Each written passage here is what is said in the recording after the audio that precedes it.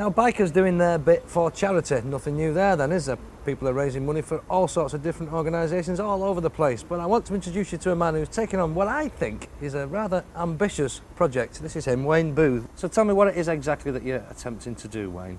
Well, I'm planning to ride from John O'Groats to Land's End. Well, there's nothing special in that in itself, riding from John O'Groats to Land's End. Lots of people have done that in the past, but what makes your task a little bit more difficult? I intend to do it without stopping at all. At all? At all. Right, okay.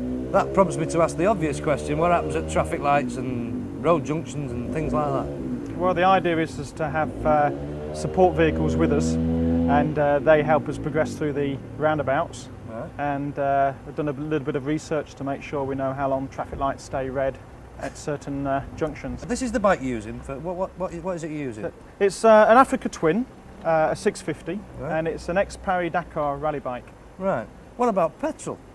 Well, normally this takes 38 litres in the front, and it has a rear tank which takes 28 litres, but we're having a new rear tank made to bring the total up to 100 litres. Wow, that's a lot of fuel. That's also a lot of weight. Is that going to be a problem?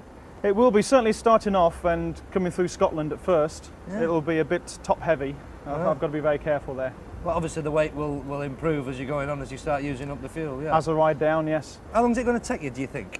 About 15 hours, Right. give or take half an hour or so. And I can't stay awake for 15 hours, never mind ride a bike for 15 No, hours. it's not going to be too easy. I've done quite a few long distance rides before, and I'm preparing myself with a personal trainer who is not only getting me fit physically, but also mentally. Right, I mean, are you going to eat or drink while you're on this? Yes, I obviously can't have any sandwiches along the way, No. or a cigarette, but I do intend to... You're going to drink? You'll have to drink fluids? Drink. I'm going to have a pack on the back and drinks around me, and I have to drink through straws. Which leads me to another question. 15 or 16 hours on the bike, taking fluids, you might want to answer the call of nature now and again.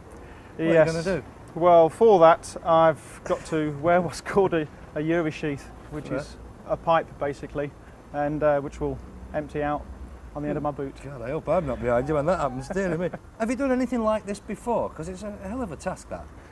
I have ridden from North Africa to England non-stop once, except for fuel. That's more than 900 miles, isn't it? That is, yes. I did manage to stop a couple of times for a break and have a cup of coffee. That Right. was after an expedition I'd done down there. Right. Yeah. And are you into trail riding? Is that why you have a bike? This is your own machine, isn't it? Yes, I use this every day, and to and from work, and I also trail it quite often too. Yes, it's a bit heavier than some of the bikes I go with, but Right. I ride with the Big Trail Bike Club, and this is quite a small engined bike compared to some of theirs. Right. Well, it prompts the obvious question then, Wayne. Why on earth are you attempting this? Well, I intend to raise some money for the National Childbirth Trust and also the Macmillan Nurses. Oh, right. Right, good stuff.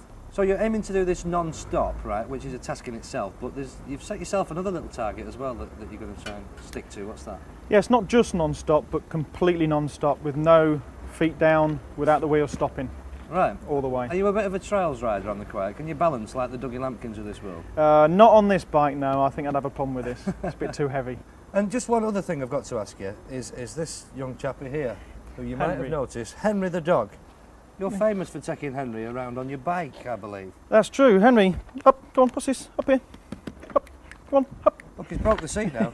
But does he travel around with you on the bike? He does, yes. He comes on the back. I have a cage on the back, and it's been checked out by the police as legal, and some vets gave me some advice on the size to make the little cage, so he's quite safe on the back. I was going to ask you about the legalities. So he's not classed, is he classed as a pillion rider? No, it's classed as a, I'll remembe in a minute. Is it livestock, the class of dog has? Yes, he's classed as livestock, yes. So he's all right, as long as he's all right? Yes, that's true. Yeah, the police checked it out to check that he was okay, and he's quite happy on the back. I've even done a police ride, and they assessed my driving and my riding on the bike, and I took Henry with me. Yeah. And they were that impressed at how good a pillion rider he was, they actually gave him his own certificate. Fantastic, love it. Right, I presume he's not going to Land's End with you?